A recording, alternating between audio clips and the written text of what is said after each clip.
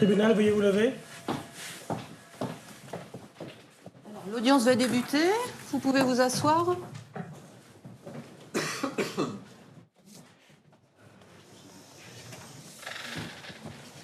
Bonjour messieurs. Bonjour. Alors vous êtes renvoyé devant le tribunal, monsieur. On vous reproche d'avoir frauduleusement soustrait une sacoche appartenant à monsieur, contenant notamment les clés d'un véhicule Peugeot 208. Les faits ont été précédés, accompagnés ou suivis de violences, et ce en état de récidive légale, pour avoir été condamné par le tribunal correctionnel de Rennes pour des faits identiques ou assimilés. Alors monsieur, vous êtes renvoyé devant le tribunal pour la même infraction. Vous également en état de récidive légale, pour avoir été condamné par le tribunal correctionnel de Rennes. Alors est-ce que les plaignants sont là?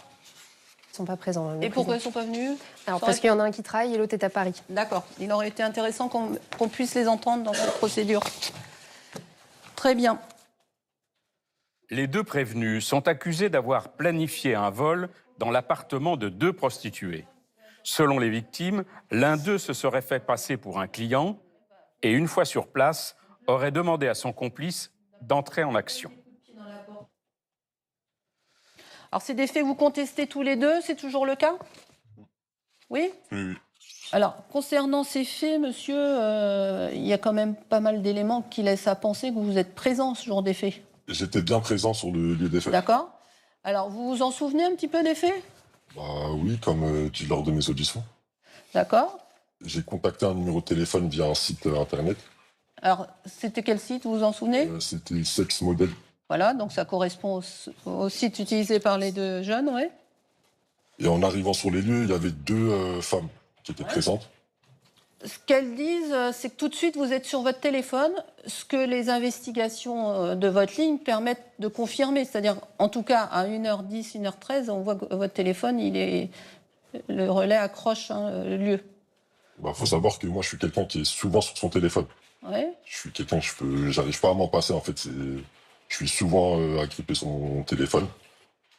En arrivant dans l'appartement où se situaient les deux femmes, j'ai rangé mon téléphone. Elle m'a proposé de m'asseoir, fumer une cigarette avec elle.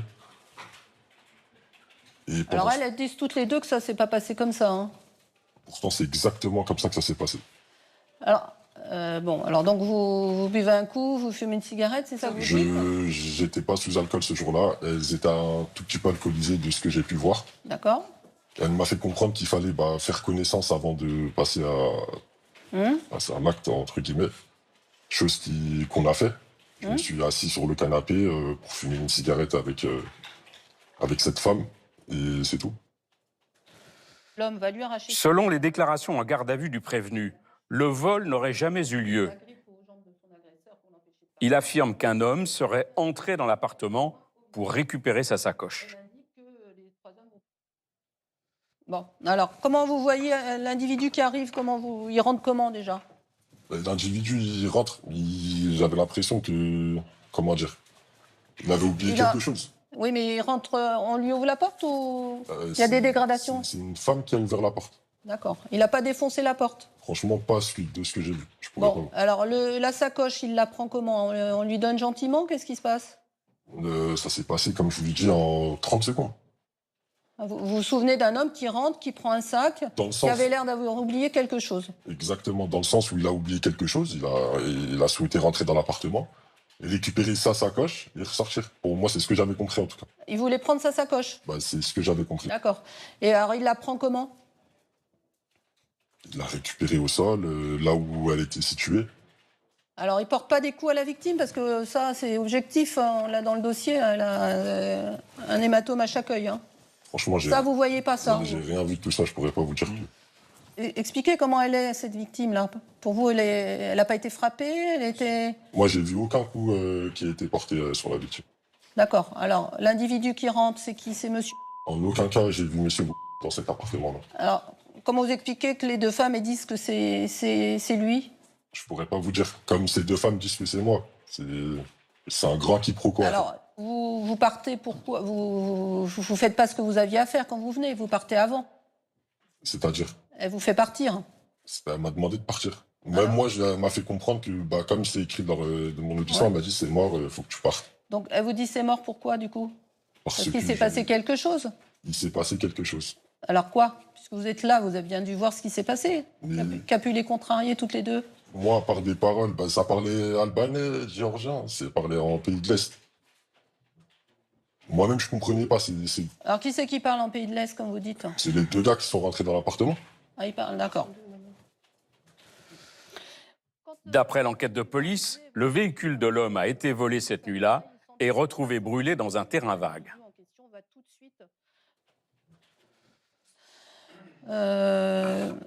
Comment vous expliquez qu'après les faits, vous recevez des coups de fil du propriétaire de la voiture qui a été volée? Moi-même, j'étais dans la compréhension totale. Ouais. J'ai vite fait le lien. Et je me suis dit, vu que j'ai communiqué cette femme avec mon numéro de téléphone, elle a dû divulguer mon numéro de téléphone à la personne là qui m'a appelé pour son véhicule que je n'ai pas touché. Donc c'est pas comme ça que vous pensez il a eu votre numéro, d'accord? Mais pourquoi il vous appelle? Parce que j'étais le dernier client. En fait, on me soupçonne de...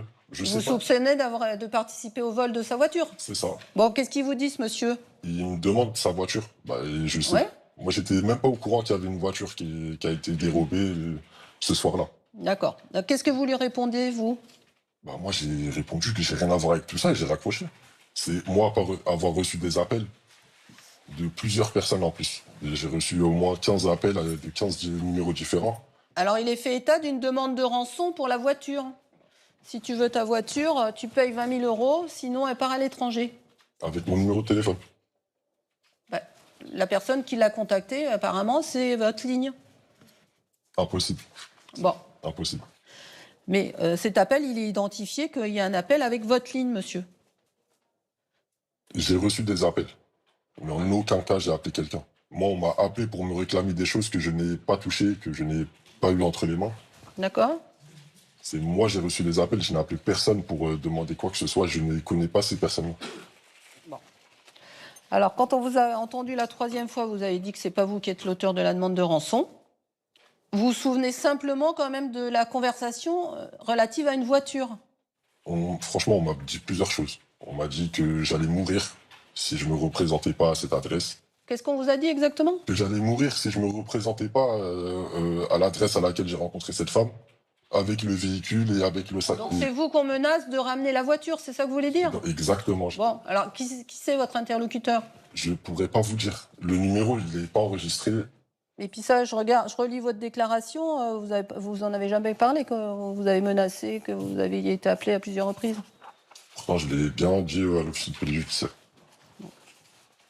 Alors, est-ce qu'il y a des questions sur les faits, monsieur le procureur? Oui, une question, monsieur. Pourquoi vous n'allez pas voir la police, dénoncer des menaces dont vous êtes victime, dénoncer ce contexte-là? Pourquoi vous ne le faites pas? Comme je vous ai dit, j'ai vu deux individus rentrer parler en russe ou... Je sais pas exactement c'était quelle langue. Récupérer un sac, pour moi, qu'ils avaient laissé dans cet appartement. Après, c'est leur monde à eux de... Comment dire? En prenant du recul, si, j'aurais dû le faire. Question. J'ai une question, Madame la Présidente, je vous remercie. J'ai repris vos auditions, vous parlez à chaque fois d'une seule personne qui rentre et que vous voyez prendre le sac et repartir. Ils sont un ou ils sont deux? Ils étaient deux. D'accord, parce que c'est pas du tout ce que vous dites depuis le départ. Non, ils étaient deux, il y avait deux individus, comme ce qu'elles ont dit les femmes. D'accord, parce que c'est pas ce que vous avez dit jusque-là. C'est la première fois que vous le dites, c'est pour ça que je vous demande. Ok. Ok, je pose d'autres questions. Merci. Alors vous, monsieur, vous avez toujours contesté votre présence sur votre participation au fait et votre présence sur place. Hein. Alors les deux femmes, elles sont catégoriques pour vous reconnaître, hein, comme étant l'agresseur, hein, celui qui défonce la porte et celui qui porte les coups à Madame. Comment vous expliquez ça? Je l'ai jamais vu de ma vie. Juste Madame, je la connais. Ouais. J'ai déjà fréquenté, on est déjà partis en vacances ensemble. Et en gros, c'est une fille qui est escorte depuis un certain nombre de temps.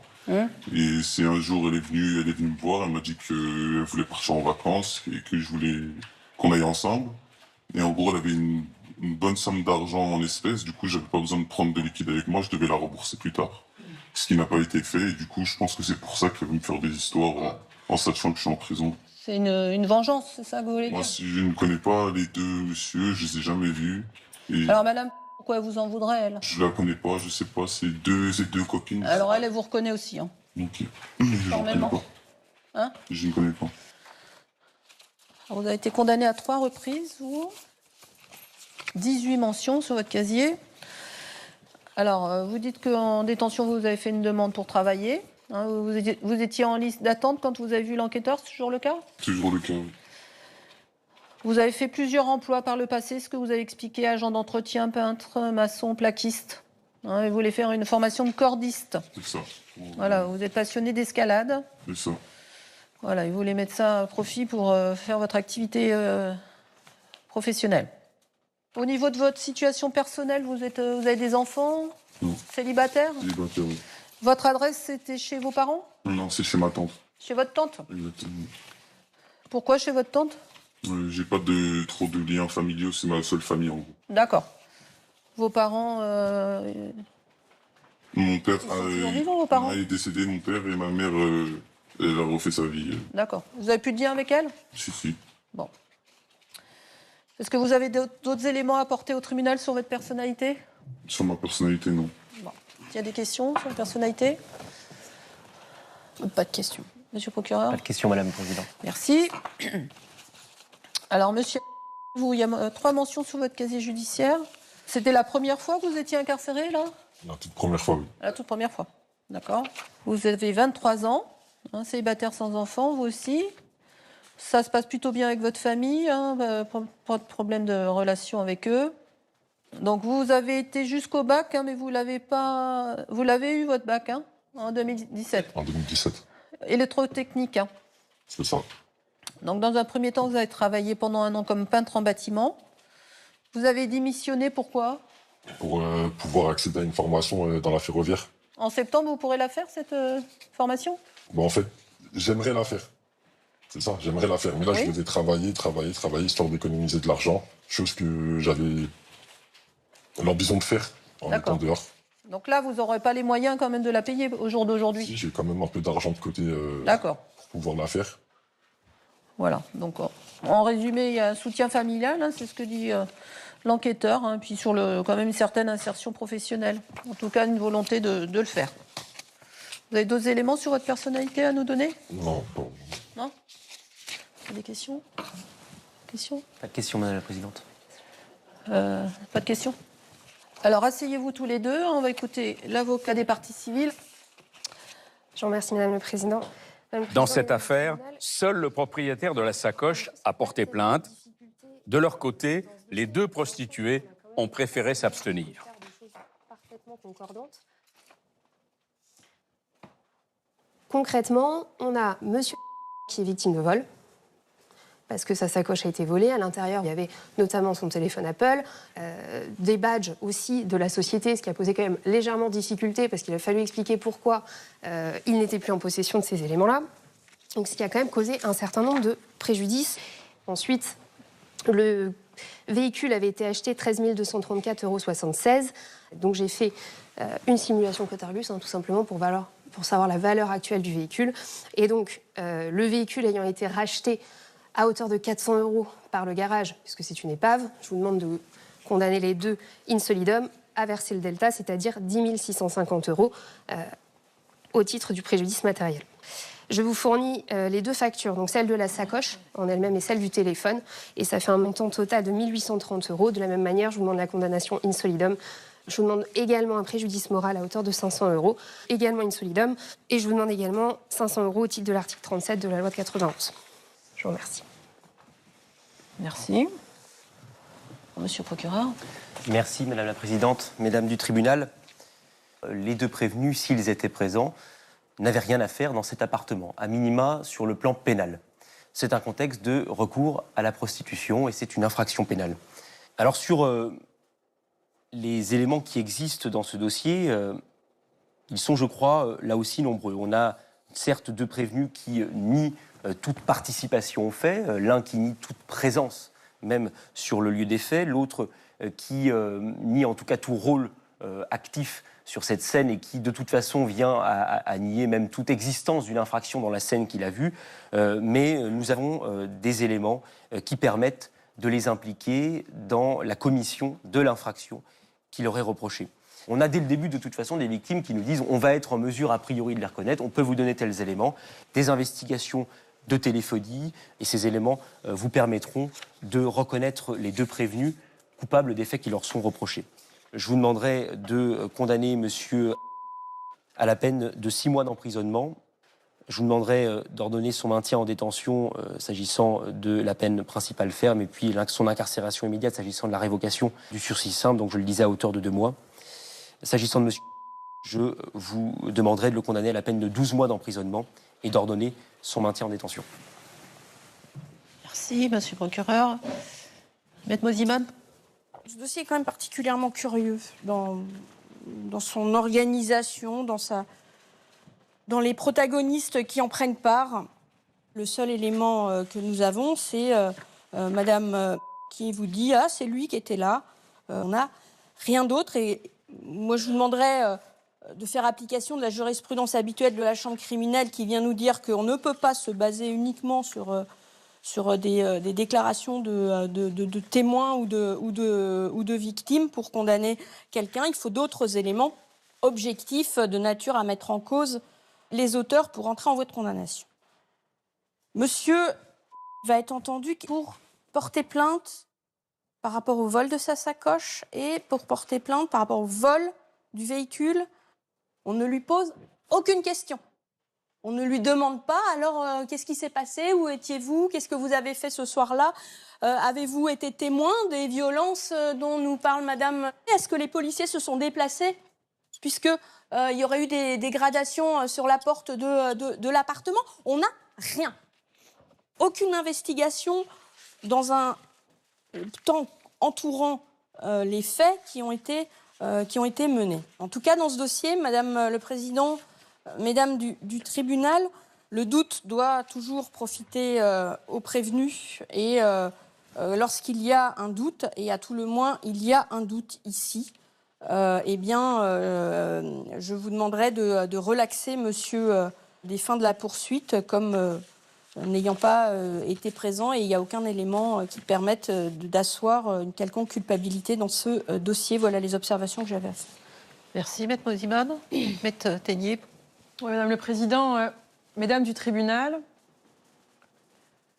au moment où je prends la parole, j'ai davantage de questions, d'interrogations, de doutes que d'affirmations, de conclusions et de preuves. C'est un cumul d'imprécisions, de manque de rigueur et d'absence de démonstration juridique qui peut être résumé rien qu'à la lecture de ce dossier. Mais de quoi parle-t-on? Lorsque cette jeune fille arrive pour déposer plainte, elle va omettre d'indiquer qu'elle est prostituée. Soit dit en passant, monsieur le procureur de la République, le fait d'avoir loué un appartement qu'elle met à disposition d'une de ses amies, c'est du proxénétisme. Ça en fait d'elle une personne qui aide à la prostitution, c'est ce que la loi prévoit, c'est du proxénétisme. Alors c'est ça ce dossier. Qu'on arrête de vouloir faire un petit tour d'angélisme autour de tout ça. La réalité, c'est un appartement de prostituées avec un client qui vient à partir de minuit et dont les filles vont se dire « on le sent pas ». À ce moment-là, il y en a 2 qui vont arriver.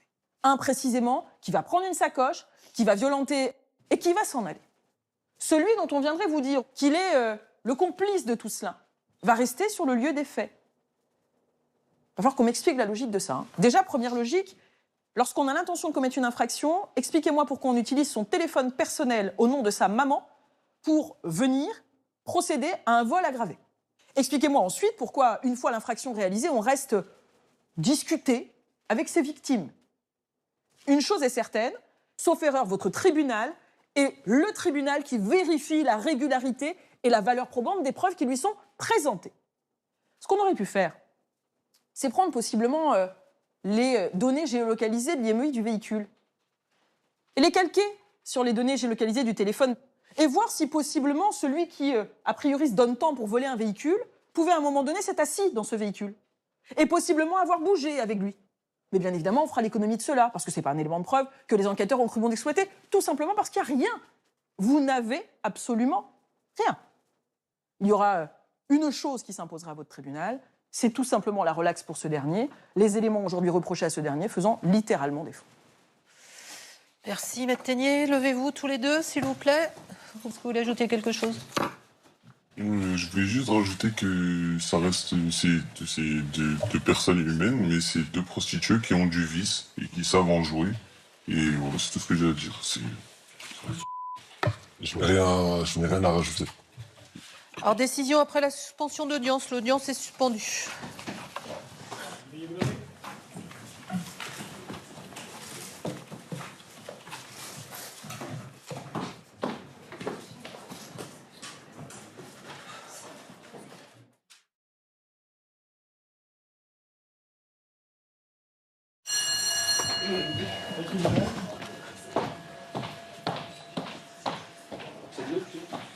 Alors, l'audience est reprise. Vous pouvez vous asseoir.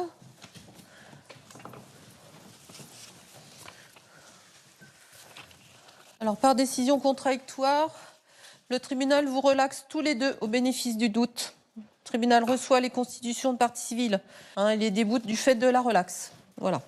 Monsieur le procureur a la possibilité de faire appel pendant un délai de 10 jours. Voilà. Vous pouvez disposer. Au revoir. Au revoir.